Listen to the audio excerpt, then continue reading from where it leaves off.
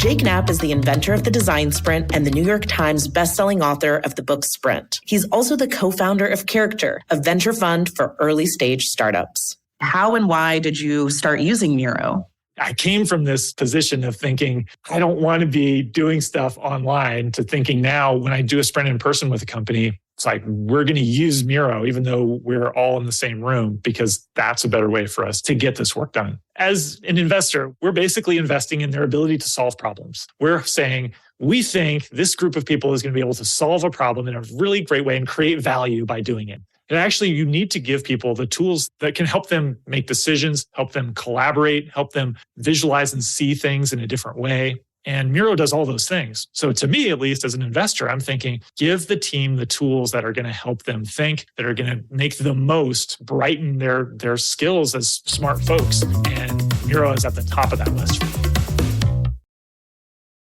Whatever kind of night you're having, start it off right with Drizzly, the go-to app for drink delivery. Whether you're mixing up a bullet bourbon old-fashioned for a cozy night in, or Kettle One Bloody Mary bar for a birthday brunch, you can get the perfect beer, wine, and spirits for any occasion delivered with Drizzly. So, what's it gonna be? Download the Drizzly app or go to drizzly.com. That's DRIZLY.com to choose your drinks today. Must be 21 plus, not available in all locations.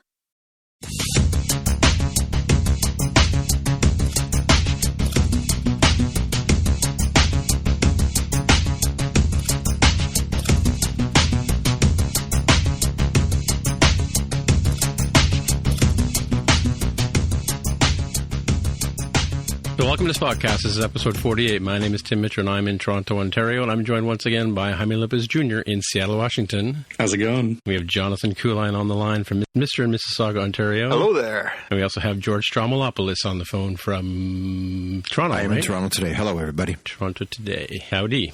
Hello, all right, hello. well, we're eager to get going here. So, Jonathan, do we have any fact check from last week, or is it all mine? Well, actually, I did the same process you did and came up with the same two answers. So, you want to flip a coin? Well, there's three answers here, actually. So, all right. Well, I'll do the first two, and you can do the last one. So, okay. Sure. So, 4840, last episode, we were talking about the Game of Thrones recap, and we were talking about the crimes of Cersei Lannister, and we were talking about the High Sparrow, and we couldn't quite come up with the name of the actor. It was Jonathan Pryce, played the High Sparrow in Game of Thrones, of course. Great British actor. And 10827, we were talking about Alien, and again, fishing for the name of the famous spacecraft from that, which was the Nostromo. Right. I think I said Nostromo on the show, but I wasn't I think sure, you said that and about four other things, so it's good that you clarified. Well, Nostromo. Yes, the Nostradamus or something, yeah. Yeah, and we were talking about Wandering Earth last week, and I knew that either Jaime or I had mentioned it, but I kind of discovered it on Netflix last week, I guess, and watched it. So it was on episode 35 that Jaime mentioned the Wandering Earth to us. All right, cool. So let's go through the headlines. John, you got something? Yeah, so let's kick off with news we got. It was late last week that we may have a little casting on who is going to be the next Batman. So we talked about how Ben Affleck is out of the picture, and news came out this week. We got a story link here from Variety that Robert Pattinson, of course, very famously of the Twilight franchise, is now in negotiations to play Batman in the next incarnation. Of course, they're going with a sort of soft reboot of that franchise, and going with a little more of a younger. So, what do you guys think of the idea of Robert Pattinson being our Batman? I'm a big fan of that idea. I think it's amazing. I imagine when you say they're going for a softer reboot, are they trying to do what the Marvel Universe did with Spider-Man and just kind of make it a little bit more, just lighter, to be honest with you, because the Dark Knight series was the opposite of that. I think Robert's great because one thing that I want Batman to be is a bit aloof, and I want him to be quiet, and I want that quiet to be properly earned, and I think Robert Pattinson knows how to do that. It won't take him much work to be inside his own head and kind of avoid the madness of what's happening around him. Yeah, I think it would be good if they could capture a little bit more of the kind of mania that you would have to be somebody like Batman. And I could say that I see him playing that maybe better than a Ben Affleck or somebody like that. He has that sort of more psychological take on the character that could be good. But I'm not sure. I don't know. I think maybe he just doesn't feel as well. I mean, George, you could tell us you've met the man. He doesn't seem as sort of square-jawed as that sort of stereotype type of Batman in my mind. Yeah, he doesn't look like the drawing, that is for sure. But I think that what he's got is the eyes, and those eyes are going to pierce through that mask, and I think Robert Pattinson would be really good. But keep this in mind. I liked Michael Keaton as Batman. I was fine with Clooney. I was totally fine with the other guy, and I love Ben. Val Kilmer. Yeah. The other I like guy. them all. I like them all. And Christian Bale, of course.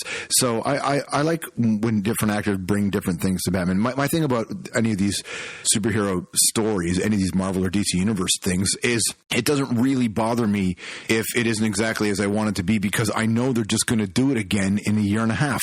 So they're always giving us different versions. It's always being rebooted, and they're taking over 96% of the screens in any particular theater. So there is no business without Marvel and DC. So I just all right, they'll do this one and it'll be different, and then we'll get another one. To me, basically, all these, this Robert Pattinson, this is fan fiction. This is fanfic version of Batman. It's when all the Twilight fans freaked out when, oh my God, we got Bobby back, and I think that's going to work out fine for them. Yeah, I guess it's an age thing. Are we all hating on Ben Affleck now? Or I like what? Ben Affleck. Well, I would I'm a big Ben Affleck fan. I like Affleck too, although I did find his portrayal a little wooden, and I did think, he didn't have great material to work with. We've talked about that in the past, and we don't want to drag that one back out of the shadows too. But I'll be happy if Batman doesn't have large weapons or murder multiple people in this version. That's what true, I'm looking for. Yeah. I think it's about time they did a good detective movie. I think that's the part that's really been missing. I've been reading those books since I was a kid, and they really have never done a great Batman as detective story. I think I could see Robert Pattinson playing a very noirish Batman and doing it that way. He works really well in David Cronenberg films, so I expect him to work well in this. I think you're right too. I think he's a more introspective kind of guy, but not in a wooden sense.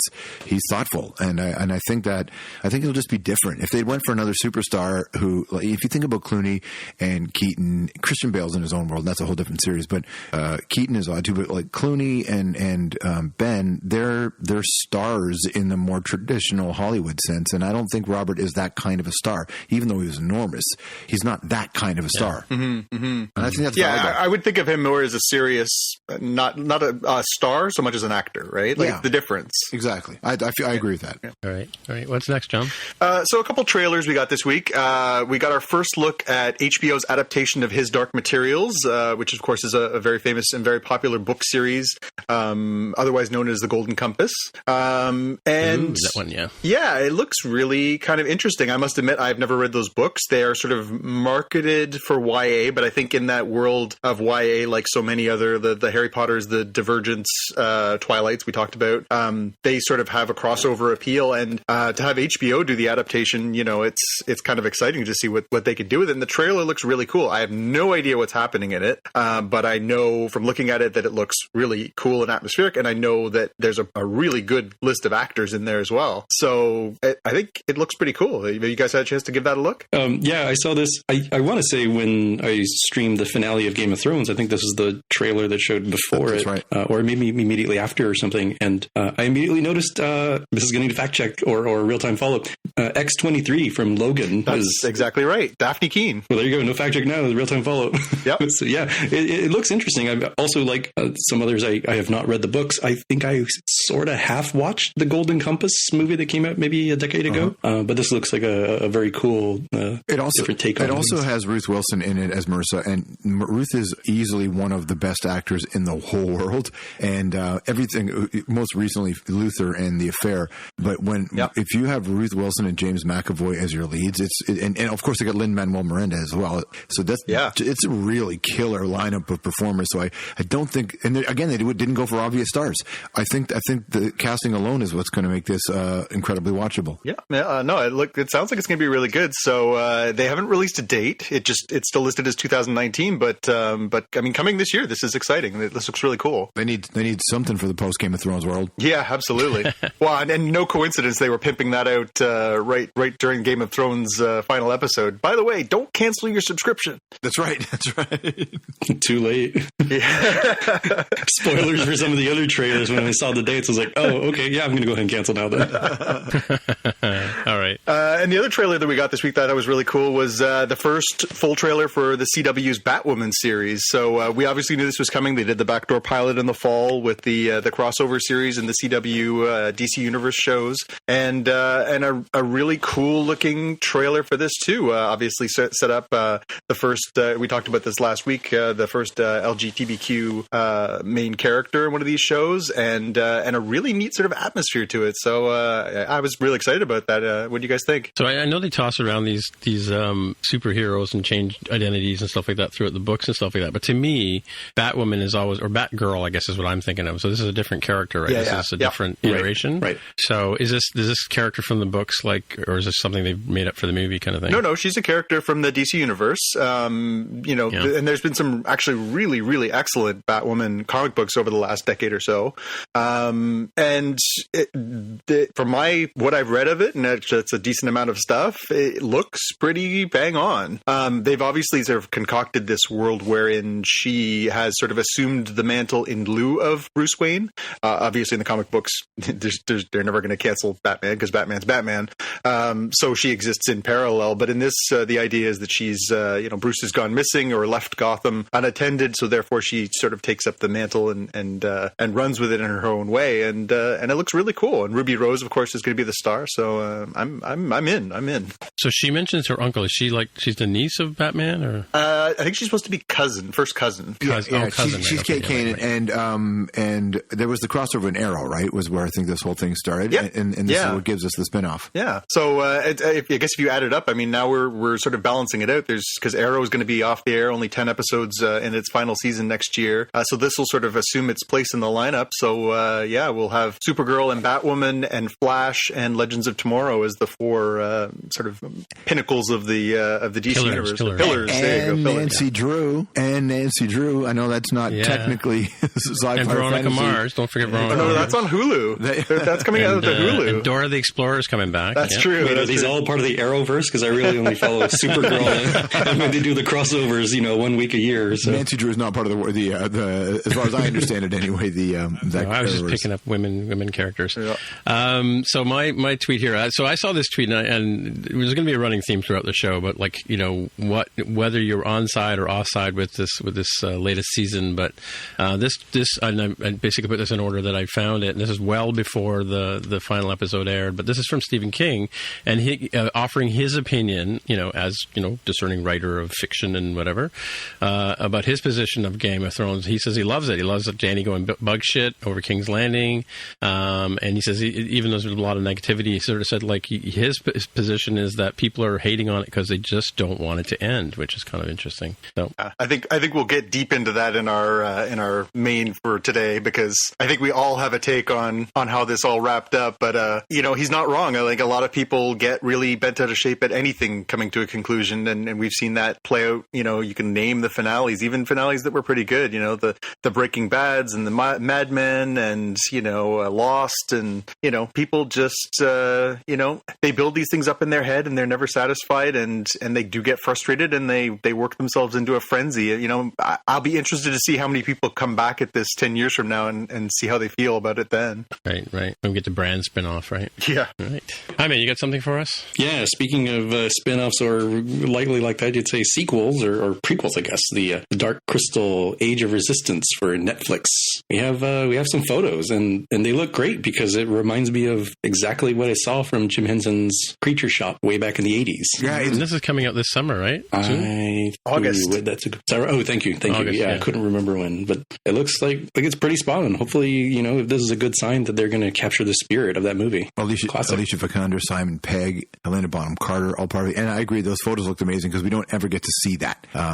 Everything is so heavily CGI'd now that when you look at some of these models and these characters, you're like, wow, this is a throwback. This is going to be really fun. Yeah. Mm-hmm. Yeah, it's such a distinctive vision. Like, there really has not been, maybe Labyrinth a little bit because of the same creature house, but boy, it really has a unique look. It really takes you to that universe right away. Yeah. Yeah, as excited as I was before, it just a little more, and the more they show, the more I want. Yeah, now I have to go back and watch Dark Crystal. I don't even remember what it was about. I vaguely remember, but... Yeah, I might have it here in 3 or 4 different formats if you want to borrow one. I'm sure. I would like the Laserdisc, please. Yeah. All right. What's next, Jaime? Next, we have the the Westworld Season 3 trailer, which, spoilers, they say coming in 2020. So I said, yep, I can go ahead and not hang on to HBO for the moment. But it's Look at all the money you're saving, Jaime. Think of all the money you're saving. Well, he's going to put that into other streaming services that are coming. Yeah, That's like true. CBS All Access, for example, like will get my money inevitably, with other things we're going to talk about. Did I hear that Aaron Paul is being cast in season 3? That's right. Jesse Pinkson from Breaking Bad is the main character of this trailer, at the very least. I don't know what his role will be in season 3. So I've only watched the first half of season 1, and I just stayed away from it for whatever reason. And then I was busy watching all the other shows. And then I started to watch it, and I thought, this show is fantastic. And then I paused because everybody said season 2 sucked. And I thought, I don't want to invest so much into season 1 if season 2 was that bad. Can anybody corroborate or counter It wasn't that bad. It was different. I mean, the first season was amazing. Yeah. And I even went back and watched the old James Brolin and I forgot the name of the other John Benjamin, David Benjamin original movie with Yul Brynner as the robot, and that was really cool. But the second season was different, but it wasn't horrible, right? Well, the first season was predicated on a written- mystery, and the second season, once that mystery bubble had burst, I think a lot of people were looking for what was the great next mystery, and they tried to sort of work in a new mystery, but it didn't have the same payoff. Yeah. And I think that it was, again, I think it was expectations, right? Once you put something on the table, and we just talked about that for Game of Thrones, once people had that on the table, and then they were looking for something that was going to build on that, it's hard. It's hard work doing that kind of stuff, building on something that, has that kind of greatness to it. And I don't think a lot of people were satisfied with where it went, although you're right, Tim, I think it was really good. It's like kind of Mr. Robot too. Once you've seen season 1, what can they do? How can they top that, right? Yeah. Fight Club kind of stuff. All right. And you have some sad news from you, Jonathan? Yeah, it's sad news for you, Tim, and I know that there are fans. I must admit I've only watched one episode of the series, but we got the news this week that Humans is done. So AMC's sci-fi series. Done, they're not even doing a season 4. No. Right? Season 3 was pretty bad. By the way. Yeah, well, there you go. Maybe that was the reason. But yeah, we got news that it's not going to be back. So I guess it's been airing on Channel 4 in the UK as well, and so they've decided not to put any more money into that, so it's done. Yeah, it was a good show. I really enjoyed that. Yeah. Did you enjoy all of it or just parts of it? Well, like I said, the first couple of seasons were really good, but and the characters, the actors who play the robots were really, really spot on. Even the girl, who's the girl from Black Panther, the crazy scientist sister? She played. I think I told you. Letitia Wright? Yeah, she played a kid that was so enamored with the robots that she actually, kind of identified with them so much that she even wore blue contacts and became acted like she was a robot kind of thing, or a human, whatever they call them. Yeah. But yeah, they were always trying to find their identities, and I think that was who they are and their creator and all that kind of stuff. And it got kind of weird, I read the quote from one of the creators who said that he recognizes that there were some cliffhanger endings and that there were a lot of threads that were left hanging. So maybe one day they'll be able to fix it and answer those questions. And they asked that if anybody out there had any money, I think they said a few million quid, and you like AI, that they're all available to do it again. So basically there's enough tech people out there who are interested in this who can afford that in a heartbeat. So Humans is only gone off Channel 4. Yeah. Oh, true. That's true. Yeah. Cool. Needs a Save the Expanse style campaign, right? For the fans. It's doable. I mean, Amazon picked up that one, right? Yeah, it's true. Yeah. It's true. Yeah. Where was that? Where was that when my Firefly went off the air? Right. Yeah. But then we got Serenity. That's true. That's true. That's true. So I just finished reading Eric Idle's autobiography, and he talks a lot about Spamalot, which leads us into our next story, in a manner of speaking. Yeah. So in the fine tradition of turning movie and other properties into musical theater, they're doing a Back to the Future musical because money. Because money. Because money. So this had been rumored for a while, and it is an interesting idea.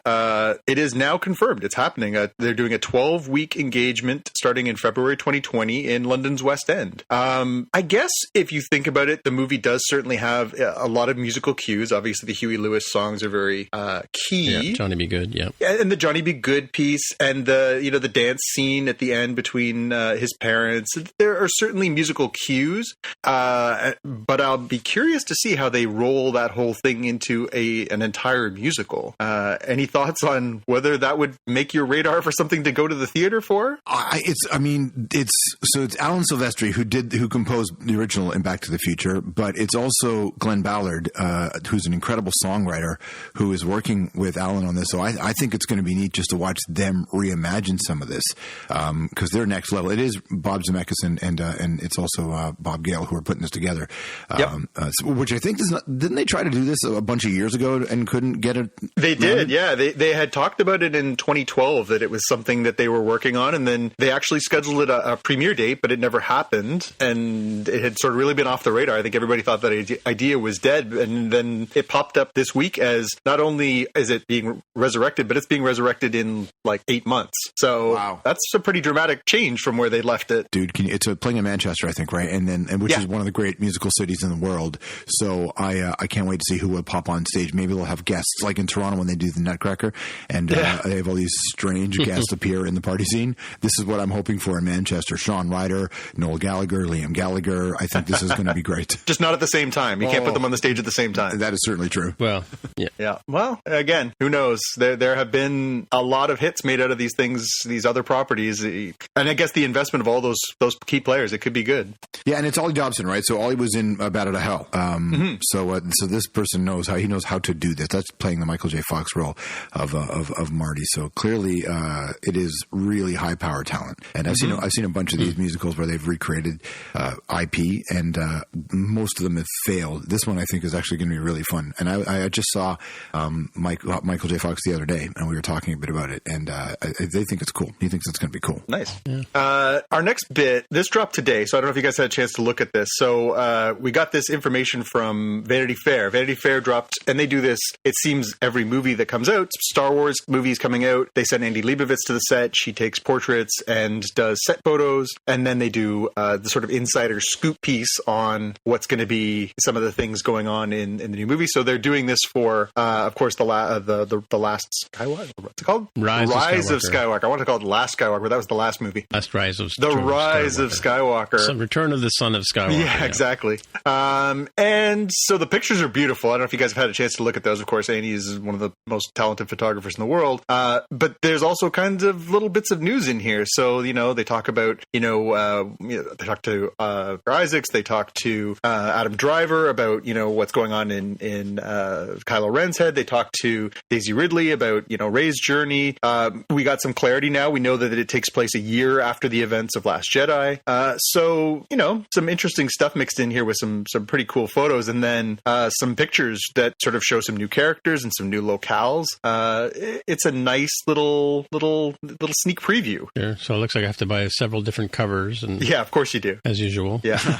Yeah. What did you guys think of all this? There's the weird horses seem to be back. Weird horses? Where's that? If you scroll down in the link that I put in the show notes, if you scroll down, there's a picture of John Boyega and another actor. And her name, that woman with the name. Yeah. Who are riding these sort of weird horsey beasts with tusks. It's again, I mean, the visuals look really cool. There are some sort of little sneak previewy stuff in here, but is it whet your appetite for anything more? Or did you guys are, I don't have to ask the three of you guys are locked for tickets anyways, but do you think that anything in here intrigue you? I just think it's interesting that they came back so quickly because they thought they were going to put the whole Star Wars universe on pause for a moment after Solo, and I guess they felt like they very quickly hit saturation in the market. But I talked to some people who are closer to it all, and they realized that the studio just really messed up the Solo launch, and they think that if it was done a little bit differently, that movie would have had a bigger audience, and then they would have maintained the output pace that they were on. And so there were a lot of people who thought that Star Wars would just pause for a moment, and something changed internally clearly when they realized that there's a market and an appetite for this now. But we've talked about it on this pod before about the idea of sort of Star Wars exhaustion, the idea that they're rolling out a movie a year as opposed to one every 3 years, the way that they had over some of the other parts of the franchise. George, what's your take on the idea that it's too much of a good thing? I don't think I think if your quality is high, you're gonna just continue to do it. I mean, how many Spider-Mans have come out. Even the Spider-Man universe has changed dramatically. Watching the Avengers thing, I personally am fatigued beyond belief on most of it. What I'm looking for now is something really different. I think the conversation around Logan showed that there was an appetite for a different kind of film, and I don't think Star Wars did different enough. And I think that they kind of fell behind the Guardians and the Avengers plan, which was these were funnier movies. The audience wanted the same kind of thing. Star Wars didn't deliver that. So I think that Star Wars has got to find a way to keep up, because that's what people want to see currently if they want to play in that space.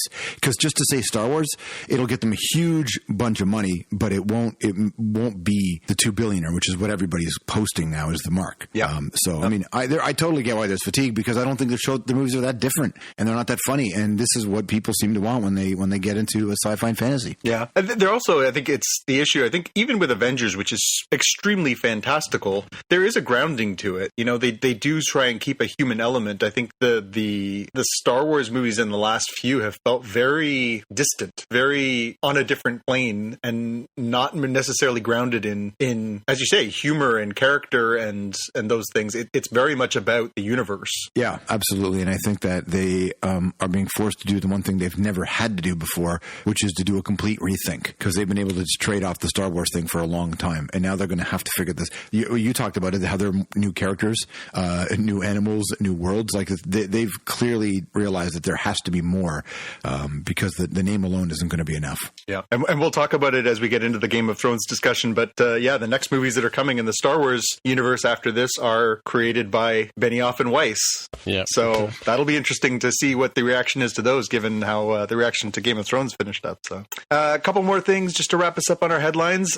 This one made me laugh. So we're getting promotion for Stranger Things Season 3. And one of the things that they're doing is some promotional crossover. So apparently these are not cash changing hands. They're not necessarily product placement. But as Stranger Things Season 3 returns on Netflix on the 4th of July, they're setting it in 1985. One of the big events of 1985 was New Coke. Which doesn't need to come back ever, please. So, in the spirit of that, the good folks at Coca-Cola are bringing back New Coke. The actual Coke recipe and all that nonsense? The actual New Coke smoother recipe from 1985. This is like bringing disco back. I'm sorry, I have to object. It will be available for a limited time this summer. Actually, I think it's available starting now and through the summer as part of a sort of a promotional crossover, because they expect so many people who never had a chance to experience New Coke will wonder what the big deal was and will want to run to the store and get a New Coke. Tim, are you going to crack one open just to test it to see if you feel the same? I might. I mean, I grew up on Coke. I used to buy one of those big bottles of Coke every day and just go hang out at the park and do other things with that I need to quench my thirst for. That's right. But the New Coke was we were glad it went away and they brought back Coke Classic. It was a betrayal. They called Coke Classic. It was a betrayal when it happened. If New Coke had launched in the era of Twitter, people would have just been killing themselves, birthing kittens, and the anger would be so enormous. But you remember the Onion article a little while back that said the U.S. Department of Retro warns that we are quickly running out of past, and this is where we're at when New Coke is coming back as a positive. Yep. I mean, are you old enough to remember New Coke? Yeah, I was going to tell Tim, some of us are old enough to remember Crystal Pepsi. That came out in the 90s. However, given my age, I cannot confirm nor deny whether I've ever had New Coke, because I really don't remember what happened when I was 5. Do we know what year that it came out? 85. 85 was the year of New Coke. Yeah. So I was 4. So maybe. Did you ever have Sarasota's or Zima, the other amazing? Oh, yeah. Something different? Yeah, I've had Zima. But we have some real-time follow-up here. The actress that we're trying to remember the name of, her name is Naomi Ackie, and she plays a character called Jana in the new Rise of Star Wars. Oh, there you go. She's the one in the portrait in the picture with John Boyega. The son of John Skywalker. Yeah, that one. Yeah. Cool. Jana. And our last bit, I just wanted to call your attention because I don't know if you guys have had a chance to catch up with this yet, but Into the Spider-Verse, the Academy Award-winning Best Animated Picture from this year, is coming to Netflix next month. Yay! I get to watch the end of it. it. I saw half of it on the plane on the way to Hawaii. But I loved it. This was one of my very favorite movies. Probably my second favorite movie of last year. Maybe even my favorite movie of last year. So I'm excited to watch it again, and I encourage you guys and everybody else to watch it. I loved it. You may not know this, but the Strombo show starts almost every episode with the beginning soundtrack from that movie. That is correct. Right. That is correct. Mike Sullivan, who's been our engineer, I've been working with him for almost 15 years. This is Spider-Man is his life. Spider-Man in boxing at Sully's Boxing Gym in Toronto. And so he is always trying to find a fit that in. Nice. I loved it. I got to be honest with you. I loved it so much. And I've been so bored of superhero movies of late. I have a major criticism of most of them, which is that none of the characters are real. In that Thor is Tony Stark, is all the other characters, is in that it's, kind of funny, kind of whatever. There's no real character rules for them anymore. Hulk has no character. They're just the same guy, skinned differently. When I watched the Spider-Man into the Spider-Verse, that was a completely true telling of that world. I thought it was so strong. And even if you weren't fans of this kind of stuff, you would love it because it had a story truth and a character truth that most modern films don't do in this world. I felt very similar to you, George, but for me, it was the animation. Oh, it's crazy cool. I love Pixar and I love DreamWorks and I love the work that those studios do, but I felt like there was a homogeny of animated work that has really taken over the last few years, and this was the first thing that really broke out for me. It was such a dynamic and interesting, it was truly a comic book come to life, and for me, that was the real breath of fresh air. You're right, it was a great human story, it was really well told in that way, but for me, it was just such a unique visual storytelling experience. Yeah, it looked really cool, I agree. Had they not done that kind of thing in the books before, John? Do you mean the story or the... Well, the sort of like coming out from left field with this sort of idea, yeah, because wasn't this a sort of unique way of telling the Spider-Man story? Yeah, I mean, Miles Morales, the lead character from the book, is a character in comics and has been for a while. So they've sort of adapted that, and even the idea of the Spider-Verse has been done in comics in that form, not that exact story, of course, but there is the idea that each universe has its own incarnation of Spider-Man. The person might be different, but the story is the same. It's the idea of with great power comes great responsibility. There's usually a tragedy that helps spark them to realize that they have a responsibility to do the right thing. And sort of that's the theme that runs through this movie, and it's the theme that runs through those comic books. There are different iterations where there's a female spider character, or there's, one who, like Miles is biracial. There are ones that have, different backstories. There are ones set in the past or the future. But this one, it really brought a really vivid and very, very likable character together with Miles, and then a really fun supporting cast, including a very funny Nick Cage moment as well. So it really just sort of combined in a lot of the same way. Like it did the right thing. Everybody at this point knows the Spider-Man story. So it tells you the Spider-Man story in about 10 seconds. Yeah. And just lets the story be what it is. In the same way that Batman should never be retold again, just take it for granted that we have a certain amount of knowledge to bring to the table, and it was great. They didn't beat us over the head. They just told a good story. Yeah, cool. And now you can watch it on Netflix. Yay! Yeah, I was wondering about that, and then I realized it's probably Sony's property under the movie rights. Yep. I thought about the same thing, because I know we talked about how Disney's contract is expiring and they're not going to put Captain Marvel on Netflix, and the deal is up. And I thought, oh, that's funny. I thought that wasn't, and then it occurred to me the exact same thing. Oh yeah, that's right. It's not a Marvel movie. No. Oh, right. Okay. And Sony's not coming out with their own channel soon? Oh, I'm sure they are. I'm sure it'll be Hush, Tim, they'll hear you. I'm sure it'll be part of the complete rethink of the PS5 or whatever they end up calling it. They have their own production studio, right, George? They do, and they have that. They have Sony Pictures Classics. They have their own distribution.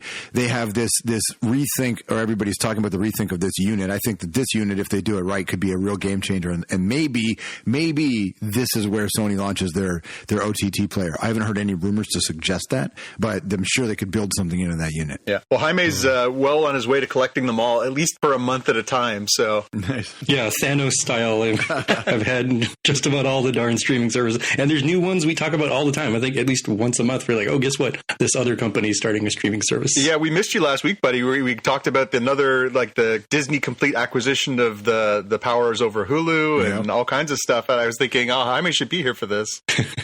Now, don't the Marvel properties that were on Netflix, isn't there isn't there a condition which says they can't be repurposed on another OTT player? So I don't even think Disney is able to do, at least for 7 years or something like that. It was 2-year contract that basically says it's an exclusive to Netflix for 2 years after the completion of the final series. So I assume that's Jessica Jones. Right. So once Jessica Jones wraps, it's a 2-year moratorium on those characters. Okay. All right. Do we have a new season coming up for Jessica Jones? Yeah, that will be the final Marvel Netflix crossover. Netflix. Oh, okay. Yeah, so that'll be the last one, and then once that's done, they'll exist as they are, and there won't be any more. And they're selling off props. I saw a story last week. They're selling off the props for Daredevil, which made me sad because I guess they're either going to make new ones if they come back to it or go somewhere completely different with it. So for someone like me who's never seen a single episode of Daredevil, where do I have to go now to see it? It's staying on Netflix. They're not taking it off that I know of because they co-produced it, right? So for them, they'll keep it on there as long as it's doing well ratings-wise. I wonder if at some point they will just kibosh it because it is the enemy at a certain point. Mm-hmm. But then their financial investment in it, if it's bringing revenue, they'll keep it going. Yeah. So before we move on to the Game of Thrones, I'm curious, since I got George here. George, what do you think about this death by 1,000 cuts of having to have 27 subscriptions to all these different services? You know, we all wanted our cable services to be a little bit more open in terms of what we could watch, but now it just seems like we're going to spend way more money on TV shows than we were before. We always were, guys, because in Canada especially, all the TV players who were losing audience on network are also the same people who control your access to the internet. They're all the ISPs. So they were never in a million years going to let us get away with anything. And everybody started to champion the idea of a la carte cable, but this is a la carte. And if you start looking at the new prices for Netflix, they went up like $3 or $4, right? Mm-hmm. It's going to cost you triple to have all this stuff. And if somebody doesn't figure out sports rights properly, I know Dazen's doing it, but if someone doesn't figure out sports rights properly, if you want to get your NBA package, your NFL, NHL, and all that, it's going to cost you a fortune. And all that's going to do is drive an enormous amount of people right back to downloading. They're going to find their own system. And I know there's tons of free streamers out there right now, and third-party hardware pieces that you can watch all these channels. And they had an opportunity to be consumer-friendly, and they just decided not to be. And people are going to have to choose one or the other and share passwords like all my friends do. Yep. So what does that do for you, Jaime, in the States with the sports packages and stuff? Yeah, live sports was a big reason why I kept Comcast as the TV provider for a very long time. Since moving almost a year ago, I've over the last several months been using YouTube TV for largely the same kind of functionality, but way nicer. And it's also something I can just easily shut off without having to call customer support, wait for an hour, and beg to turn off my account. Right? Oh, so right. Okay. There's an aspect to it where, even though I'm not very happy that it'll be $10 more in like 3 weeks from now, I have the option of switching over to like Hulu's live TV package for that sort of thing. And so I'm hoping competition of some sort will keep that relatively sane, even though I do fully acknowledge that live sports are a huge, huge money driver for live TV. And so I imagine I will always have to pay or do without. Mm-hmm. So what does YouTube TV cost you in the States? I want to say it's like $40 right now. It's going up to $50 the next billing cycle. Wow. How many channels do you get with they that? added a few more channels. Sorry? How many channels is that? Like a bazillion. It's a huge number. It's pretty comparable to a cable TV package, except you don't really have to play games to get the full HD quality. And with YouTube in particular, it's really good about giving you unlimited PVR capability. Right. So there's like no reason not to just like tap the plus sign on anything that you're even vaguely remotely interested in watching. That's great. So what do you do in the States, George, when you're down there? Legally, I use Apple TV, and that's all I'm going to say. I have, yes, I watch, I try not to watch too much television there, except most of the stuff I'm watching is on Netflix and Amazon Prime, and I'm using my Apple TV to connect me to all of that stuff, so I'm using it that way. I just signed up for the YouTube premium version up here, but I have not switched to YouTube TV. I didn't really spend that much time, truthfully, looking into it, but now that you're saying that sounds interesting to me. I might look at it. I have my cable package here, which I'm waiting, and my cable package will be canceled the moment the Raptors get eliminated. So I only have cable in my home in Toronto right now before the NBA playoffs. And as soon as that's over, and I hope that's another 2.5 weeks, I'm going to cancel my cable right after that. All right. Mental note: talk Raptors with George in after show. That's right. Yeah, yeah, for sure. We should have opened with the Raptors, like we did last week. That's true. Seemed to do well for them. Actually, they lost last week when we talked about them. So maybe they did. They were winning. You called me out and asked how they were doing. I'm like, well, they're winning in the third. Yeah, they collapsed and lost, but still, they've drawn back. They're back even again. So we'll see. Absolutely, so fun. Yeah. All right, let's move on to the main part of our show here today, which is talk about Game of Thrones, the finale. Oh my God, I can't believe it's over. The Iron Throne. So we pick up where we left off. King's Landing's a wreck. The Unsullied are murdering their prisoners in the streets.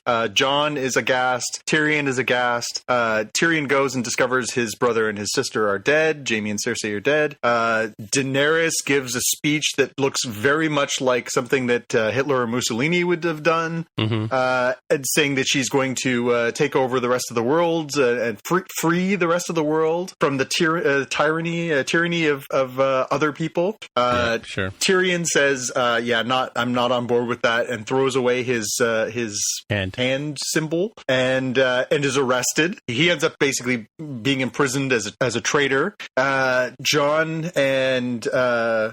has a discussion with Tyrion and has a discussion with Arya about the turn of events and what they've just witnessed, and then has this very, very amazing scene where they're basically in the throne room. Daenerys has the vision, just like her vision from season 2, where she walks into the throne room and the ash is falling and she walks over to the throne, and this time she actually puts her hand on the Iron Throne and she gets this sort of maniacal look on her face that she's almost licking her lips, Yeah, like she's really into it. And then Jon shows up before she can sit down. They talk about what this means and what she's done. And in a scene that only one of us could have predicted last week, Jon stabs her and kills her before she can carry out her. So wait, they embrace, right? So George, we always have this issue with Jonathan because he can see through plot lines right. like hours ahead of the rest of right. us. But so I called it last week. I'd like to point out I called exactly what happened in last week's episode. Really? I did. Oh, okay. You said what's going to happen, and I said Jon is going to kill Dany, and then he's going to end up in the north. I had no idea how. See, I did not call Bran, but I did call those two things. I knew he was going to kill Dany, but I loved how Jon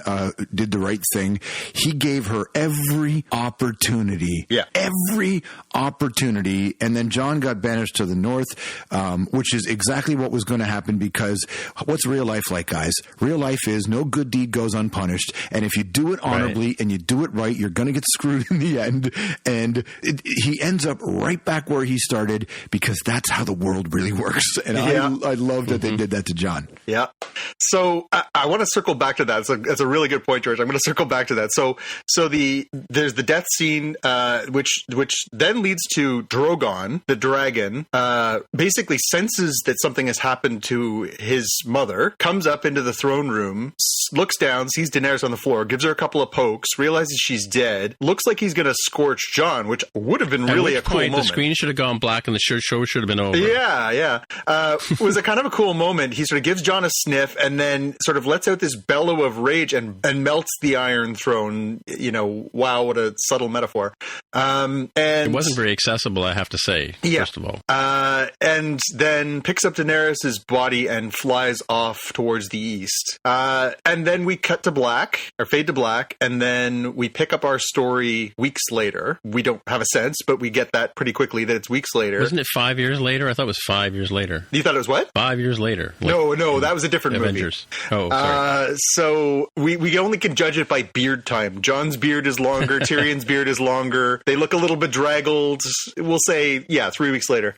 The idea is that all the lords and ladies of Westeros have gathered in the dragon pits to discuss what's to be done with Jon Snow and what's to be done with Tyrion and how they decide what should happen to the throne now that both Cersei and Daenerys are dead. And so they have this discussion where somehow Tyrion, who is a prisoner of Grey Worm at this point, he somehow is the one who ends up deciding how the king is chosen. Yep. By sort of saying, we should all meet like this. We should have a discussion. And he basically basically proclaims that whoever has the best story should win, and that Bran Stark as Bran the Broken should be the ruler of the kingdoms. So they have the little, discussion. There's some good, we'll talk about some of the little side conversations there afterwards, but they have some good little side conversations, and then they all agree, with the exception of Sansa, who says, I agree that he should be the king, but not of our area. The North will remain independent. And so she, at that point, is essentially declaring herself Queen of the North. And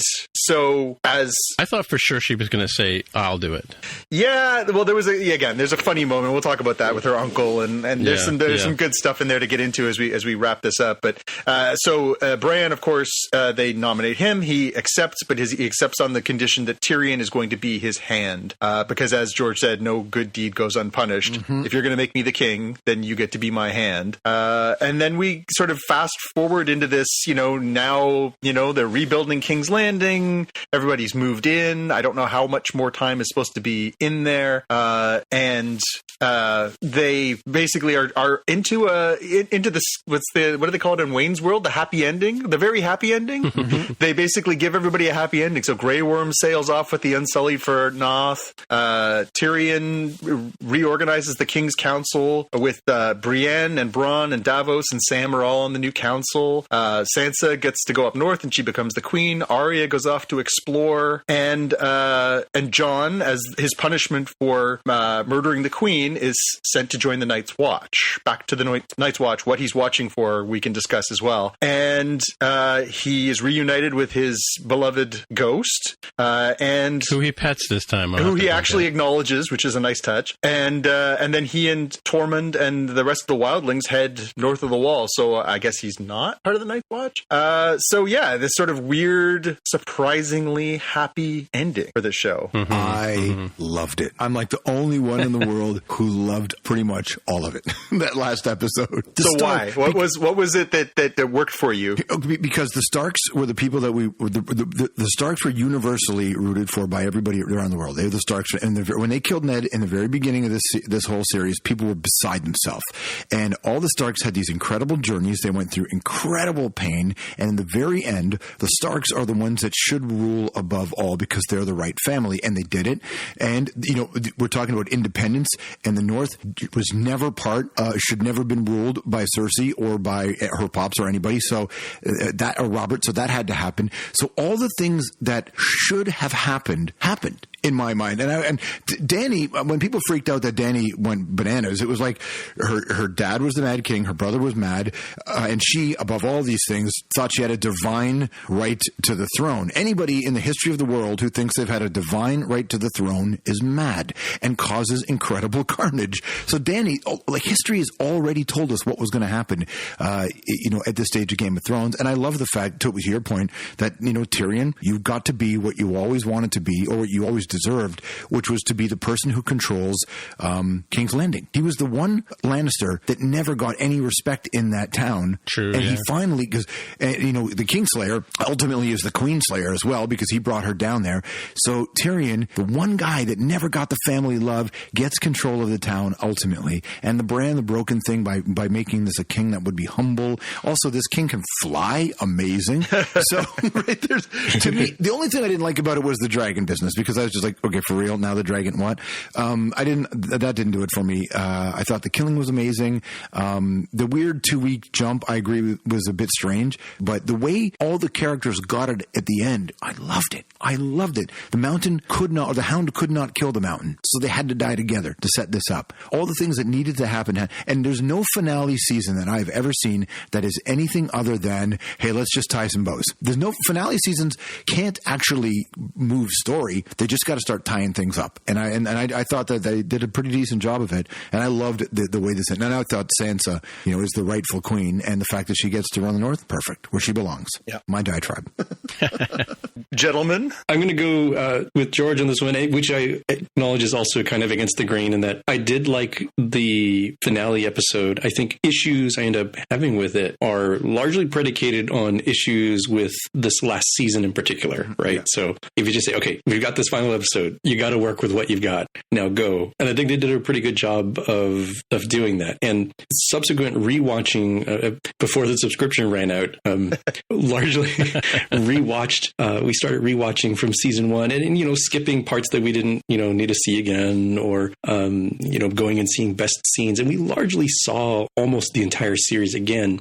And rewatching it in sort of semi-binge mode, it's like, oh, yeah, they actually spend a lot of time showing us Bran's opinion about stuff really early on. And so the coming out of left field for Bran is really only if you haven't been rewatching these things, which I admit I haven't, right? I have not done the seasonal re-binge like some folks do, right? Like every season that comes out, they start watching all of them again. And I think I appreciated Bran the Builder here, and Bran the Broken as being the right choice for many of the reasons that were talked about here. Yeah, it's interesting.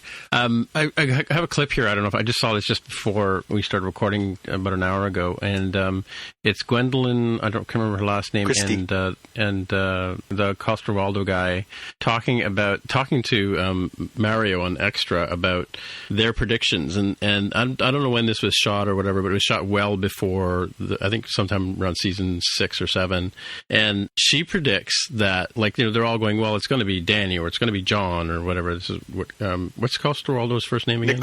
Nikolai, Jamie, the guy who plays Jamie. Yep. He was saying that he thought it was the obvious choices, right? It's going to be John, or it's going to be he thought actually the Night King was still around, so he thought the Night King might be the one that kicks ass in the long run.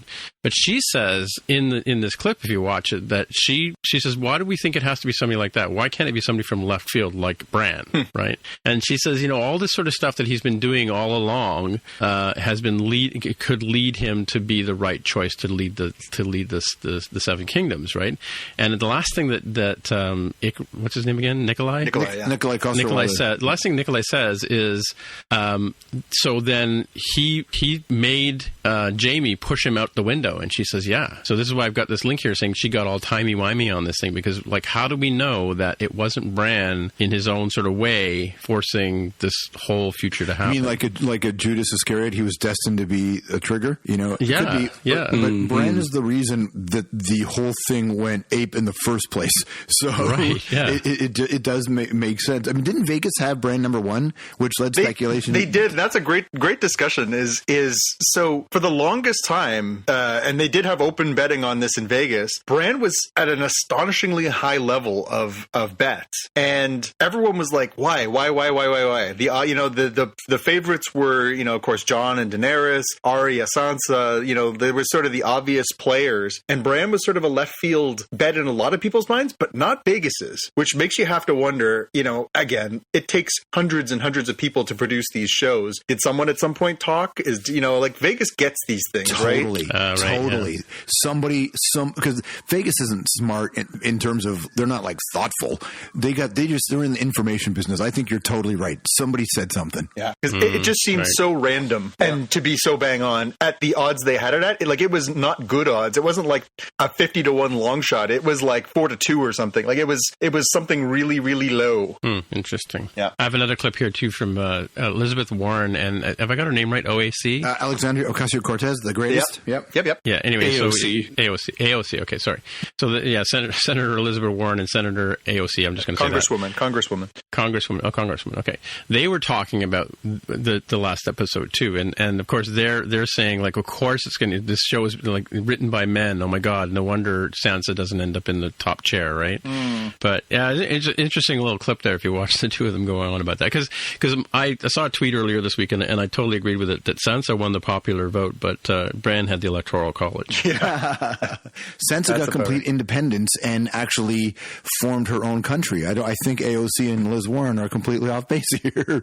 Sansa is the real winner because she got to keep So when her home. New England secedes from the United States and joins us here in the North, we'll know what that is. That's exactly right. I think it parallels Scotland actually, or maybe even Ireland, right? Yeah, that's probably closer. Yeah. So okay, I have some questions. I'm going to throw these out to the group and we can discuss. So before we do that, I do have to acknowledge again one thing. My favorite moment in this entire thing. There's a couple of favorite moments, but my favorite moment in this entire thing was when the uncle gets up and says, I have the most experience at this. I should be the one running. And Sansa Sansa says to him, "Uncle, sit." Yeah. And he looks over at everybody else, and they're all looking around. They're laughing at him openly. Not making eye contact. And then she with her head, she gestures to the chair, and she tilts down. Yeah. Typical, like a mother would do that, right? Yeah. So yeah. That was my favorite scene. Yeah. This is amazing. Yeah. No, that was a lovely moment of levity in a an otherwise sort of tense kind of thing. For sure. So hit us with your questions. Okay. Well, first I'm going to throw out mine. I'll throw in my 2 cents, and then we'll get to our questions. So yes, I must admit I kind of agree with you guys. I didn't think it was bad. I think I have more issues overall with the last 2 seasons overall than I do with the finale. I don't think the finale was the problem. I think it was, as we talked about in previous episodes, is the pacing issue, right? We knew that Benioff and Weiss have other work to do. We know the actors wanted to get on with it. HBO would have taken 10 more seasons of this if they could have, but the reality is that you can't stretch those things out. Actors don't want to work on the same projects for this long, especially the ones who have established themselves as, now A-list stars. They want to go do other things. So we were going to get what we're going to get. We're going to get a 7 episode last season. We're going to get 6 episodes this season. It's impossible to properly capture the turns of events that they had, adequately explain how Daenerys is feeling, and not have it feel rushed when, there are whole seasons about it taking somebody from point A to point B in previous seasons. To have somebody turn on a dime on some of these things, we were never going to be totally happy. And so that would be my only sort of mark against this whole series and its final episodes, is that I could see why people are frustrated with the decisions that people made and the accelerated timeline. Yes, it makes it seem very rash or sudden or unexpected. But again, if you follow the through line, especially as you guys were talking about, going back and watching the earlier episodes and watching how Daenerys acts, how Bran acts, how Jon acts, their conclusions are true to who they are from the beginning of the series onward. It's not perfect, but it's damned good. For sure. We have to wait for the extended box set. I'm sure there's like a lot of cutting room stuff, like, the reaction to the Sansa and Arya learning about Jon and all that kind of stuff. We didn't see that. Yeah, and again, it's some of those things they probably just didn't do because, again, if you've only got 80 minutes to tell a story, the highest quality, like this is some of the best television has ever been put on television as far as agreed filmmaking. These people made mini movies every week, especially this last couple of seasons. This is television on a scale we've never ever seen before. And we're in the era where everybody in the audience thinks they can write it better, and because of Twitter, everybody goes bonkers, and they create these bullshit momentum waves because we're in an era where people just want to tweet while they're watching a show. Yep. I think that's what I think. This was my friend Bob Backwitz said today that he thought that Game of Thrones was the first television series that turned the audience into auteurs, where everybody felt like, well, they would have done it differently, and I get it, but I'm with you. I don't think that anybody else would have got the only finale I've ever seen that's been perfect in my estimation has been Breaking Bad. Breaking Bad, absolutely. That was, I thought, and MASH, of course, but Breaking Bad was amazing. But Game of Thrones, you're right. How else could they have done this? Yeah. The only thing that caught me off guard about this finale as a finale was that it did not end in more tragic fashion, because that's what this show has always been about, subverting expectations. I guess the subversion in the grandest scale is that Jon decides he has to kill Dany, and so they felt that was sufficient as far as subversion, and they gave everybody else a very happy send-off. That is my only surprise in all this, is that we didn't get more tragedy. The fact that they actually gave Bronn Highgarden, the fact that they actually gave Sam his dream job of being a maester in King's Landing, the fact that, so many, Brienne gets to be the captain of the King's Guard, that Sansa gets her crown, Jon gets to go live in the north with the people he loves and live the kind of life he wanted. I'm surprised that everybody got so many happy endings for a show that was constantly, and we talked about the term last week, Tim, agony porn at times. Like it was hard to watch some of that stuff. So that's my only sort of surprise in all this, is that we didn't end up with more, and that person died of dysentery 2 weeks later. Yeah. Well, that's how they subverted your expectations, by not subverting your expectations. That's, honestly, you're right. It's bang on. Like, I think we were so set up to expect the worst that when it didn't, again, when it faded to black, I was like, they didn't all die. Well, expectations subverted. I could not. You thought, oh man, they killed Sean Bean in the first season. So I'm sure Bran probably planned it this way, from the start. I could not have handled. See, for a moment, I thought that when the White Horse showed up in the second last episode, I thought that Arya was dead, and this was. So I thought, oh, well, you killed Arya. That will make me mad. But they didn't kill her because they realized that we couldn't handle it, right? Yeah. So they We wouldn't let us see where it. was the horse in the beginning of this episode? Yeah. I think it finally died after about 50 feet. Yeah. Cinders probably took it apart for sure. Yeah. All right. So here's a couple questions for you guys. So we talked about the scene where they're in the throne room. John makes the decision. He stabs Danny. Danny dies. Drogon, who we established right before that scene, is sleeping or becoming a snowbank downstairs, screams from down below. John thinks, ruh-roh. Drogon shows up in the throne room, gives Danny a poke. So are we supposed to infer from this that Drogon is a very intelligent creature, has this connection, psychic or otherwise, to Danny, knew when she died, and then in that moment made the decision, I'm mad, so I'm going to burn anything around me, or I'm mad specifically because I knew that Danny was about this throne and I wanted to melt the throne? Are we supposed to get that that's a random act or a purposeful act? I have thoughts on this, but I can wait. Anybody want to go first? Or Yeah, so first of all, I want to say that my dog can recognize the sound of my car as my wife drives up to the house. So he has this sixth sense, a sense around him. Right. I don't know if it's just the Honda CR-V tuning or something weird about it, but he knows when she's driving up the road to the house. So that explains Drogon's connection to her, to Danny, I assume. And he was acting like a dog. He was sort of poking at Mom. Hey, Mom, I need another bone kind of thing, right? But why the throne? I mean, the fact that he looked at John, again, comes back to that whole half Targaryen thing.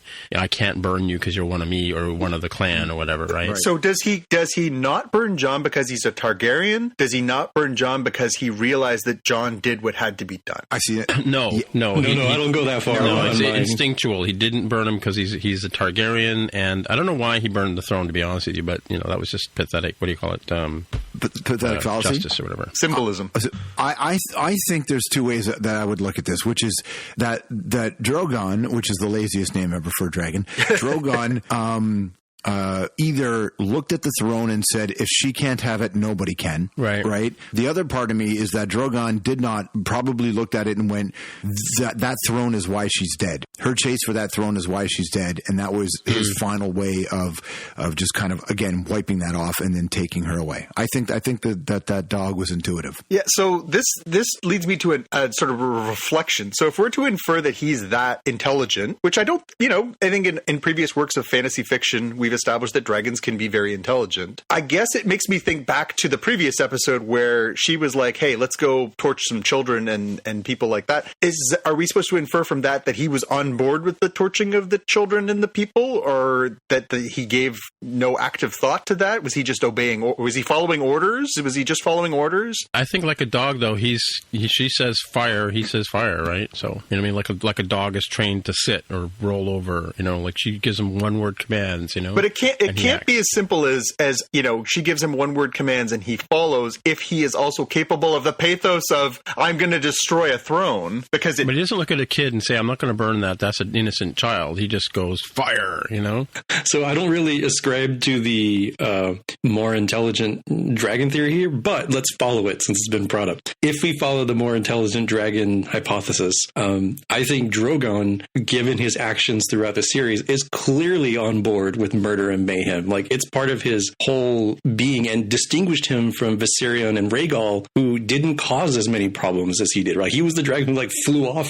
and killed kids and sheep and stuff, and Daenerys couldn't even get a hold of him and control of him for a while. He's the rebel. He's the Anakin Skywalker to her Palpatine of kills. But by that rationale, wouldn't he have been the one most likely to look at John and say, you just killed my rider, it's go time? I'm not even sure he knew that. If we go the smart dragon route, then yes, I think he would know it, and which is why I don't go down. I think, he's more like Tim mentioned, like a dog, where he knew somehow, whether it's magic, empathic, or just hey, I've got this freaky sense that something bad. Let me go see what's going on with Mom. He goes, he's like, oh my gosh, she's dead. He absolutely is filled with rage. I have to kill or destroy something. He looks at John and is like, I want to, but I can't for reasons. We can discuss what those reasons are. And this is okay, this throne is irritating me. I'm going to destroy this thing. Very similar to my own little dog, who, when he gets upset, he's like, I got to go chew my new nylon bone. I just got this misdirected unrestricted aggression has to be taken out on something. And Jonathan, you own a dog. Like, don't you know that you train your dog in one room, he goes into another room, that all bets are off, whether he'll follow the training? I would say that my dog may be just a smidgen better organized of the mind than yours. No, mine's crafty. He's tricky. He's tricksy. Yeah. Yeah. No, mine is. He's a simple creature. As long as he's got a comfortable place to sleep, he's pretty good. He's pretty good. All right. I want to follow. Yeah, I want to follow this one up with the next inevitable question. So John's in the throne room. The dragon picks up Daenerys, flies off into the distance. He's now standing in the throne room with a pile of melted metal and blood all over his hands, and so the queen is dead. He literally must have walked out of that room, gone downstairs, and confessed. Right? Or Grey Worm was. Yeah. Or Grey Worm was. Yeah, Grey Worm was down there. There's no evidence. Like there's nothing that could connect it to him. He could have just gone downstairs and said, "Listen, I don't know what to tell you guys. Dany's dead. She was sitting on the throne. Drogon came upstairs, burned the throne down. Stabbed her in the chest. Go upstairs and look. No, I don't have to say stabbed her in the chest. He stabbed her in the chest. She was, in case she brings her back. She was sitting. Yeah, really. In case he dropped her like 10 feet away from the wall. Yeah, he literally could have gone downstairs and said, "Hey, she was sitting in the throne. Drogon sneezed. Next thing I know, there's a pile of melted metal. I told her no. Yeah, and and my poor queen is dead, and instead he must have clearly walked to the bottom of the stairs and said, "Hey, Grey Worm, put me in shackles. I've just killed the queen." Can we talk about how dumb that is? But John would do that, right? The man of honor. John followed Dany right to its absolute last moment. John's not that smart. He's just instinctive. So I think that also John is, let's be honest, died once.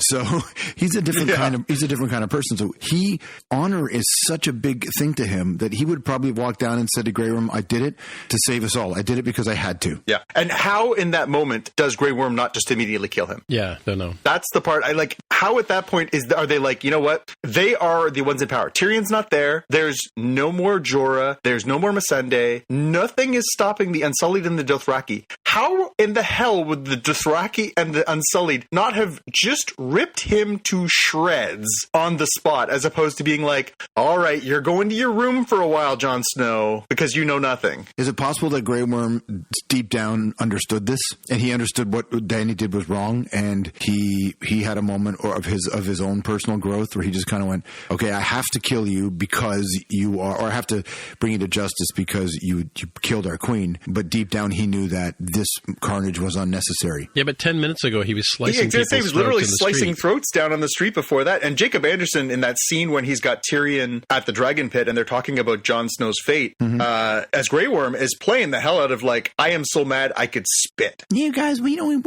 all had that moment. We're in the moment of a battle and we just can't see clearly, and we finish the killing, and then we come to our senses. That happens at least every other weekend, really. That's right.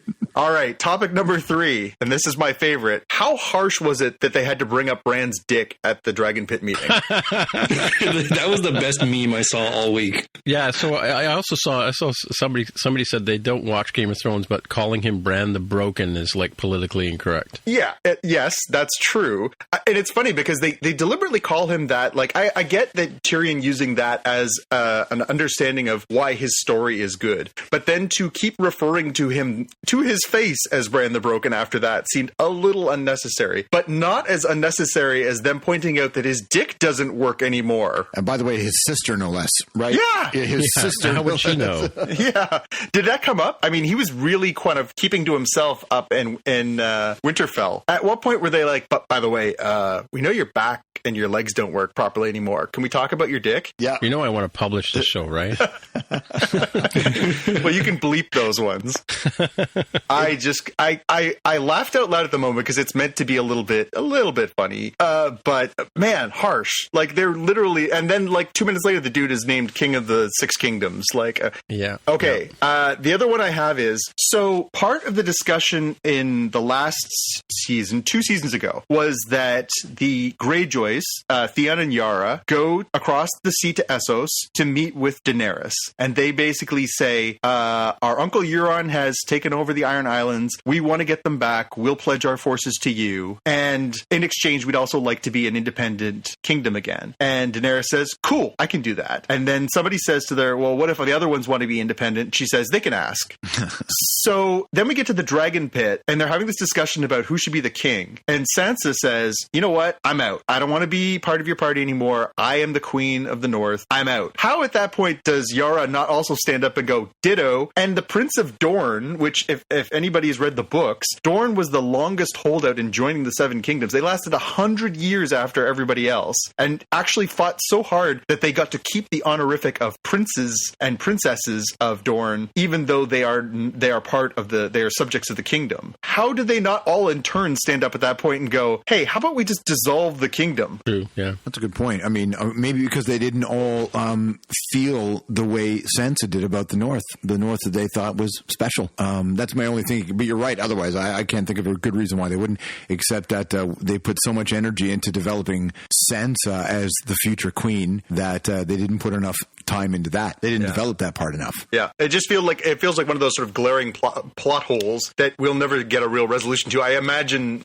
George R.R. Martin, if he finally finishes his last couple of books, may sort of wrap up to more satisfying sense. But that one really stepped out for me as, how does Sansa get the nerve to stand up and say, you know what, I'm out, and not have everybody else go, why didn't we think of that? Well, she's Bran's sister, so... Yeah, but Yara had already made the play for independence. I'm surprised she wasn't the first one to stand up to Dany. So why wouldn't she do it in this case? Like, by what right would somebody be able to say no? As a matter of fact, I'm surprised it lasted those 3 weeks in between before all those places didn't go, by the way, we're free now. Like, we're our own country again. Yeah, I think with the Iron Islands and Dorne, there might be some weaknesses, particularly post-war, to consider, where now a whole bunch of the Iron Fleet was blown up. Yep. And the Iron Islands, like, they go out and raid and pillage because they really can't grow much on the islands themselves, so they're kind of dependent upon that. They're not self-sufficient. Yeah. And I also wonder if Dorne... So trade is like, what you're saying. The guy from Dorne was like a dude, because I forget her name, like Arya Sand, I forget what her name was, like had killed like the rightful ruler, and she herself was, and her daughters were all taken care of. Like the whole lineage has been broken up in Dorne. Yeah. So dude number 5 from Dorne is probably like, yeah, I'm okay being a lord of my little area and not pushing for independence, because who knows what my situation is going to be like. That's right. Yeah. All right. Last question. What would they have had to have offered to Bronn after giving him Highgarden to come back and live in King's Landing and work as the Master of Coin? Yeah. And why him as Master of Coin? What does he know about finances? Yeah. I mean, we can talk again more about the small council, that whole makeup. How did Sam end up going from I quit the Citadel to I am now Grand Maester inside the Red Keep now? How did that happen in 3 weeks? He's got a chain on. He's got robes on. He's on the small council. Like in 3 weeks, and he hasn't shaved at all. Like he hasn't aged at all. Right. So it's obviously like 3 weeks later, not a year later or whatever. Right. Do we consider Bronn a decent character, like a decent person? No. Right. So he's the only he's a sellsword. He's the only non-decent one on that council then, because everybody else, it reached a point of piety almost. We know what Brienne was all about, and her commitment to Sansa. So I can see that Tyrion is really smart and knows that it's better to keep his enemies close and people who would complicate his life. That's my only thinking as to why he would be there, because Bronn can be the fly in the ointment, and if you keep him close, you can see what he's up to. Well, I guess Littlefinger was the Master of Coin before that, right? Yeah, and that was a pretty rough dude for sure. Yeah. What do you think, Jaime? I was trying to think. I was going to say, because Bronn has all the gold, but he actually doesn't, because they raided Highgarden and brought it all to King's Landing to pay off the Golden Company, the Iron Bank. Yep. So I'm not sure where all the gold is now. Maybe they looted it off the Golden Company folks. Yep. I can see that. Yeah. So how do we end this show now? Well, I guess I want to fade to black. I want to touch on that one note that I put into our notes there before we get to that. So I think the easiest speculation coming out of this was there's a lot of places, if say perchance HBO wanted to break the glass and recycle the future of Game of Thrones. And now we know they're going to do some prequels. There's a bunch of different shows in development. They're not going to let this franchise not continue because money. How long before they throw a boatload of money at one of the stars, the Stark kids or whatever, to reprise their roles? The obvious one seems to be Maisie Williams, because she sort of strikes out on her own. If you pay her, $10 million an episode 10 years from now to reprise her role somewhere in a new land of that world, does she come back and play that part? Because we last see her sailing off into the distance as, I'm going to go discover the undiscovered country. So the question is, is there something there? So the answer, in the short term at least, came this week. So the HBO's president of programming, Casey Bloys, talked to the Hollywood Reporter, and everyone said, hey, the question was put to him, does Arya's ending mean we're going to see a spinoff with Maisie? And he said, no. He said, nope, no. Part of it is, I want to do this show, this Game of Thrones, Dan and David's show, to be its own thing. I don't want to take characters from this world that they did beautifully and put them off into another world with someone else creating it. I want to let it be the artistic piece they've got. That's one of the reasons why I'm not trying to do the same show over. George has a massive, massive world. There's so many ways in. That's why we're trying to do things that feel distinct and not try to redo the same show. That's probably one of the reasons why right now a sequel or picking up any of the other characters doesn't make sense for us.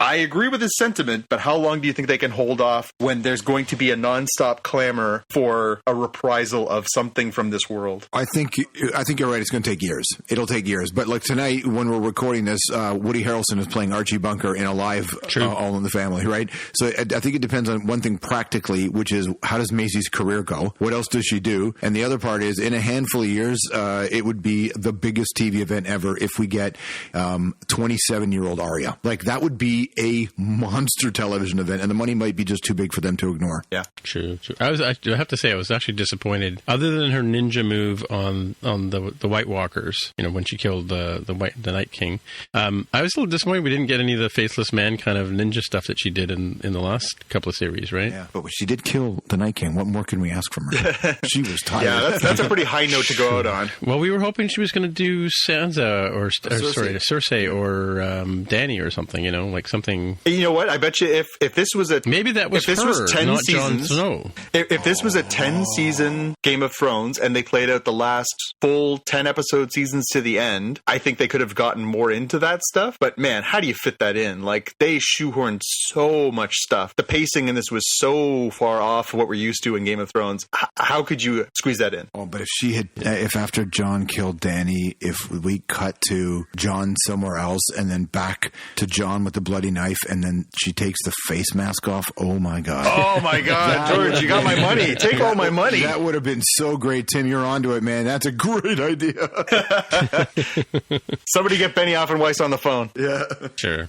Yeah, I do think that it will be interesting to see what they do, because if you look at the reaction videos online, and people are watching it at bars and other big gatherings, and one of the biggest cheering moments, like somebody scored the game-winning touchdown in the Super Bowl moments, is when Arya stabs the Night King. So great. Yep. And the second one is when Jon pets Ghost at the very end. So great. People are so happy. So I think they should take a page out of what CBS is doing with Star Trek, do in a different series, like, I don't know, like an animated series or something, kind of like the Lower Decks sort of series we've talked about for Star Trek. Arya the Explorer? And do the Ghost and Drogon like buddy cop show. That'd be amazing. But you can decide how canonical it is. I love that. Yeah, for sure. All right, well, listen, we're way over time here, so we should jump to the watch list and kind of whip through that if we can. So, Jaime, you got the first thing on here? And it's a Game of Thrones related thing, so there you go. Yeah, it's a tweet by Dan Olson, who has a really good series on, or channel on YouTube called Folding Ideas, where he does a lot of screen and screenplay analysis. And he's got a John Hughes style ending to Game of Thrones that I think is fun for folks who watched some of those movies in the 80s. I think it's worth a shot, and it gives you the, like, where did everybody end up with the little text underneath sort of thing. Yeah, love that. You see that in a lot of movies for sure. Yep. Yeah. So what else you got, Jaime? The other one was I was out last week on a work trip in Portland, but me and some of my coworkers got out to see What We Left Behind, the Star Trek Deep Space Nine documentary.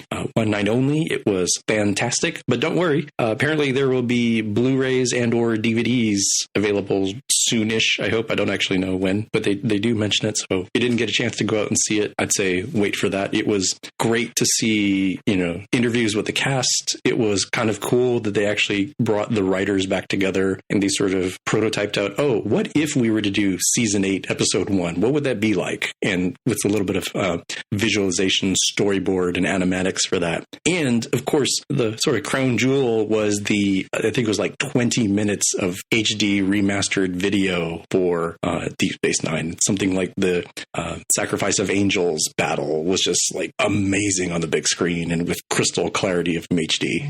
Yeah, for sure. All right. Well, so I got 3 here actually. So I finally got around to watching Hereditary, which was supposed to be this amazing, horror movie. So I got myself all primed up, and I was in a good place. I was ready to watch this movie and have the bejesus scared out of me.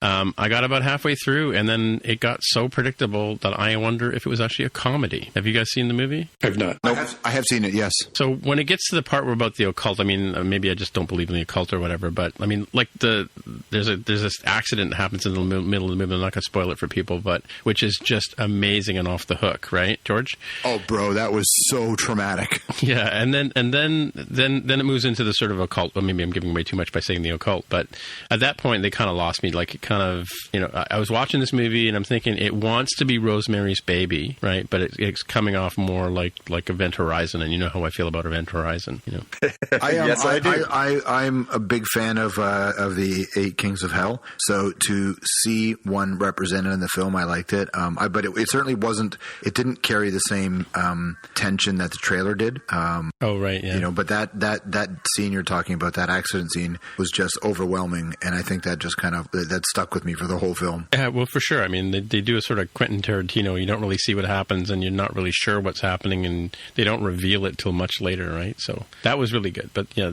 I think they if they had kept with that momentum, I might have been really really happy with the movie. But I watched it till the end because I figured, okay, I'm here, I might as well watch it. But yeah, they had lost me when Toni Collette, what's her name? Toni Collette. Toni Collette's starting to lose it a bit, in the movie. Yeah, interesting. The other thing was, I don't know what, I have a special place in my life for death around me, as some people know, but a friend of mine recommended this series called Dead to Me, which stars Christina Applegate and I've forgotten her name now. Linda Cardellini. I think we talked about it on the show here, but I definitely highly recommend binging this one. Like 30-minute episodes, you'll be done in like 2-3 hours kind of thing. 10 episodes.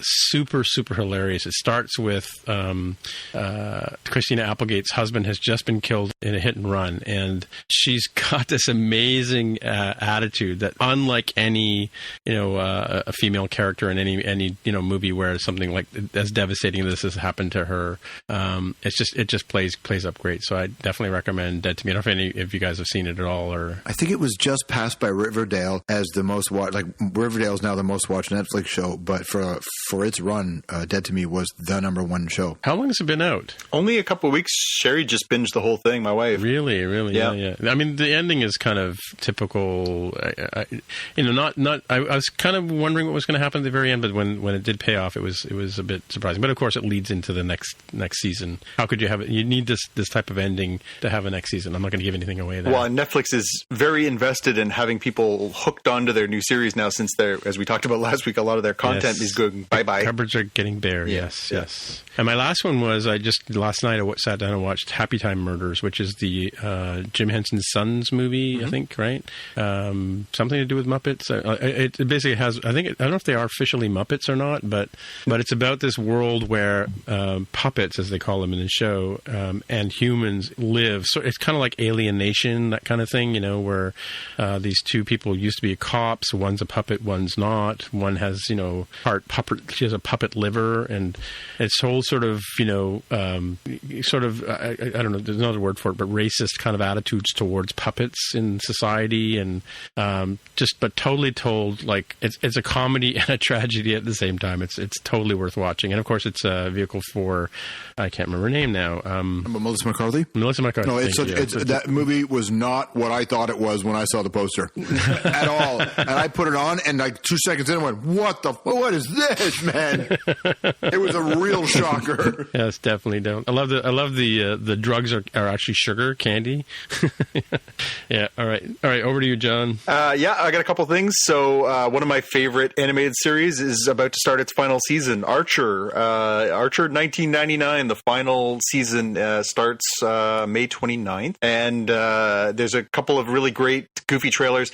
Anybody who's a fan of the show knows each season sort of has a different motif. They've done noir, they've done sort of a disco era, they've done a high adventure. This one is going to be set in space. We're still not clear how it's all going to wrap up because we're not entirely sure how it keeps lurching from place to place, but it never fails to make me laugh. It is such a weird, goofy, funny series. So many talented people working on it behind the scenes, and I can't wait to see how they wrap up the Archer world. So I'm dying for that one. How many seasons has it been on? I think this is the I want to say 9th or 10th season. 10th season. Wow. Yes. Now again, the season for them is I think 10 episodes. Okay, sure. But it's the other seasons are on Netflix here in Canada. I don't know about the States, but it's one of those shows where once you start wading into it, it's hard not to want to keep watching because it's really funny. I interviewed Aisha Tyler about it, and she said to me it was her first experience ever where she read the scripts and they were so far over the line. And then when the network read the scripts, the network said to the writers, I think you could go further. Whoa. Yeah, and she was like, what? The writers went, what? And the network said, yeah, push more. Don't be afraid. So because it's FXX, right? It's Fox's adult brand. So they wanted envelope pushing. This is, they have the same ones that bring us Legion and some of the weirder Fargo, some of the edgier, weirder side of their storytelling. Wow. All right. But it's genuinely, borders are pushed in a regular occurrence on that show. A lot of innuendo, a lot of dirty jokes, but it's always funny. Right. And the last thing I've got in here is they've got a trailer this week for Black Mirror season 5, which is coming in a scant week and a half to Netflix. Wow. June the 5th is coming. So we'll have the link in our show notes to the trailer. I mean, that series never seems to disappoint. I can't say every single episode has knocked my socks off, but there's almost always a gem or two in every season. So I'm curious to see what they've come up with this year. Yeah, and some big names acting in that one too. Absolutely, sure. Yeah. Miley Cyrus is the big face of this one. That she's in one of the episodes. So spoilers, come on. Well, she's the first thing you see in the trailer. Oh, okay. Well, I haven't seen the trailer yet. Yeah. All right. So, George, do you have anything to send our fans away with? Something to watch? Something you're interested in? Yeah. It was a big announcement this week was that in the fall we're going to get the new season of Rick and Morty, and this is like I don't know. As a completely non-theist, I don't know what Catholics feel like when they get a new pope, but to find out we're going to get another season. So here's what I would recommend. Obviously, to watch the 3 seasons of Rick and Morty, you got to watch them several times. But the thing that I would tell people to do is go on YouTube and watch the hidden messages inside Rick and Morty videos. There are hundreds of them, but there's so much meta information, metadata in this series, in the background to the series that I have currently been watching. Like I'm just watching them all. Fan theories and conspiracy theories about stuff in the background of Rick and Morty. Watch those and get ready for when the next season starts. Yeah, it's fabulous. I watch it whenever it's on. I just sit down and watch. I've watched it completely out of order. Never watched it in series, but every episode stands on its own for sure. Yep. Great cartoon. All right. Well, I guess that's it for another week. Yeah. Thanks for having me, guys. Yeah, no worries. So that's it for another week. So, Jaime, if people want to get in touch with you, how would they do that? I'm on Twitter as @DevWithAHair. All right. And Jonathan, if people want to get in touch with you? I'm on Twitter and Instagram as @JPKNews. George, how can people get in touch with you? I'm on Twitter and Instagram as @Strombo. That's right. And you have this little radio show you do? Strombo Show. All right. CBC Music, I believe, right? That's right. Every Sunday night. Sunday nights. And we have an app. All right. My name is Tim Mitra, TIMMITRA. On the Twitter machine is the best way to get a hold of me. So until next time, we'll see you in the future. Thanks, guys. Bye-bye. Let's go Raptors. If you want to find out more about the podcast or see the episode show notes, visit the Spockcast website at spockcast.com. You can get in touch with us on the website or follow us on Twitter @Spockcast. If you have feedback or questions, send us a tweet with the hashtag AskSpockcast. If you like the show, please consider recommending us to a friend, writing a review on iTunes, or pledging any amount at patreon.com/Spockcast. You can find details on how to help us out on our website at spockcast.com/sponsor us. Thanks for listening, and we'll see you in the future.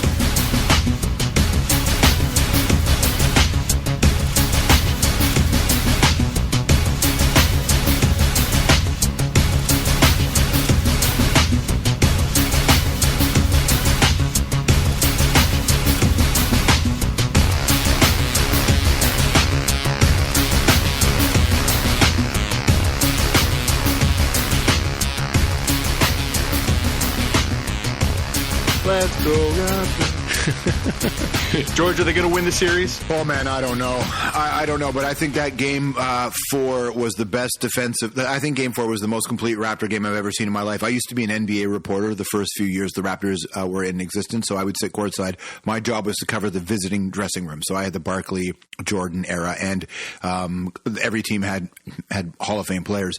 And we would watch some really neat teams come in and play. But what happened in game 4, that Raptor, that thing was out of this world. So I don't know if there's another one of those in them. And I can't tell how badly hurt Kawhi is. Yeah. Kawhi got hurt? Oh, no. Yeah, he tweaked his leg again. And the thing, too, and, going to Milwaukee, the refereeing is so terrible in that league.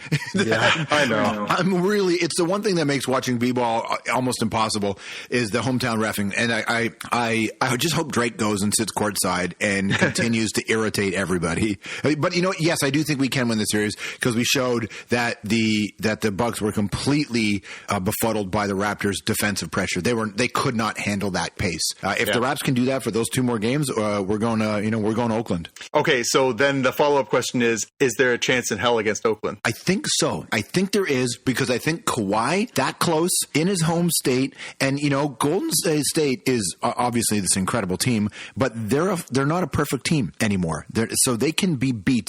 I actually think we could beat them, but that's mostly if Kawhi but everybody's got to be, you have to have 4 guys in double digits every night if the Raps want to do that. But I think defensively we can do it, and I think that Kawhi is just out of control. We're watching one of those really special moments in Canadian sports that we have a guy like Kawhi here. So I think that they can beat them. I don't think it's likely, but I think they can. I guess it depends if they get KD back. I mean, I think as it is right now, there's a big FU KD thing going on in Golden State. They seem to be playing with a real chip on their shoulder. I mean, you look at Curry's numbers. Was it 37-36, 37-36 for 4-game sweep? Man, I don't give them a snowball's chance in hell.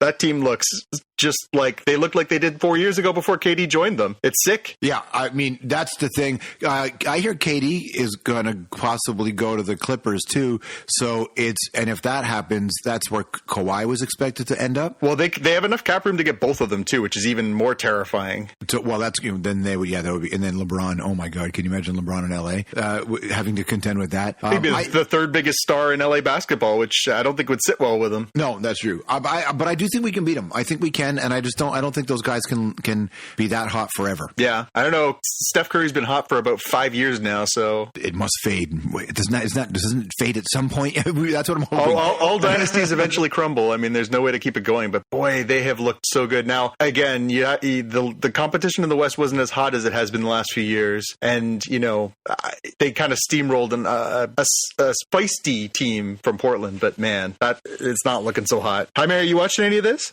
Yeah, so it was in Portland, and folks wanted to watch the games, of course, for the Blazers. I was rooting for the Blazers, sort of Seattle doesn't have a team, so this is the closest thing I can glom onto. That's a tragedy that you don't have a team, and B, that you're forced to root for the Blazers. Yeah, it was like a weird surrogacy sort of thing. And I do agree with the feistiness of the Blazers. The Blazers showed that the Warriors, as fantastic as they are, because they swept the Blazers, but they were down by double digits pretty late several times. Yep. So there are weaknesses to the Golden State Warriors that I think whoever ends up in the finals against them can exploit. Yeah. I would not look past Giannis and the Bucks, though. I've seen Giannis play in Portland. That dude is a beast. So I would not look too far yet, and just make sure you get through the series first before thinking about the finals and the matchup. Yeah. Well, this is the furthest the Raptors have ever gone in playoffs, right? So far. Yeah. Well, they made it to the East Finals 2 years ago too, but that was less of a contest. It feels like they weren't quite as in it as they are this time. Yeah, it would be interesting just to see them go all the way, just for the sake of seeing that happen. Yeah, I don't know. Is it better to make the finals and lose to one of the greatest, probably the second best team in the history of basketball? I mean, you can argue them versus the Celtics teams from the 60s, but I mean, the run they're putting on it's arguably historic.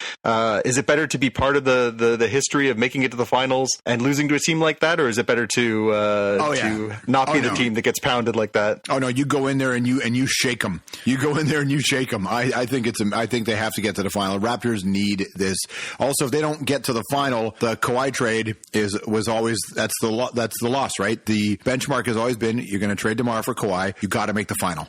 So is there any chance Kawhi comes back? And if so, does it depend on them making the final? I think he can come back. I think we can offer more money than anybody else, right? Yeah, but I mean, he could have gotten even more money if he'd stayed in San Antonio because he could have got the Supermax. So money's clearly not the issue. Yeah, I think it's so unlikely that he stays. So unlikely. But you don't care. You're going to be in LA half the time. You're going to see him there. Yeah, but no, I can't root for the Clippers. So No, I think there's a chance. I think of all the players that I've talked to, for everybody on Twitter who rips Drake for Drake's involvement, the thing is this: the Raptors aren't the Raptors without Drake. Drake changed the complete feel of this team. The way the NBA players feel about Toronto now, it's completely different, and it's 1,000,000% because of Drake. And people don't want to admit it, but Drake is the reason the Raptors are. Of course, Masai is an amazing manager, but Drake's the reason why this place is exciting for other ball players. And so I think that if Kawhi stays, Drake's going to play a role. Do you think that if he decides to depart, they go into full rebuild mode, or do they actually try and run it back? That's a great question, man. I don't know. I think if they win the title, he leaves, because if Raps win, he's given us everything he needs to give. Then he can go play in his hometown. But then that's a really good question. I think that the Raps always, their philosophy, at least from my information and when I've talked to some of the higher ups, there's some really great kids out there that get drafted. He's like, we don't have to try to get them in their first year. Let's wait for another team to develop them, and we'll get them when they become free agents. So Masai was thinking the free agent game the whole way. And this Gasol Kawhi partnership has been so impactful for them. And of course, Pascal, who's the most improved player. I don't know that you can rebuild this. You win the title, like you got to go for it again. Yeah, but what if you flame out in 6 or 7 games in the East Final and lose your best player? Yeah, that's a really tough thing. That's a really tough thing. All right, well, we'll have to wrap it up there, guys. All right, thanks, guys. All right, always a pleasure, guys. Okay, bye. Talk to you later. See ya.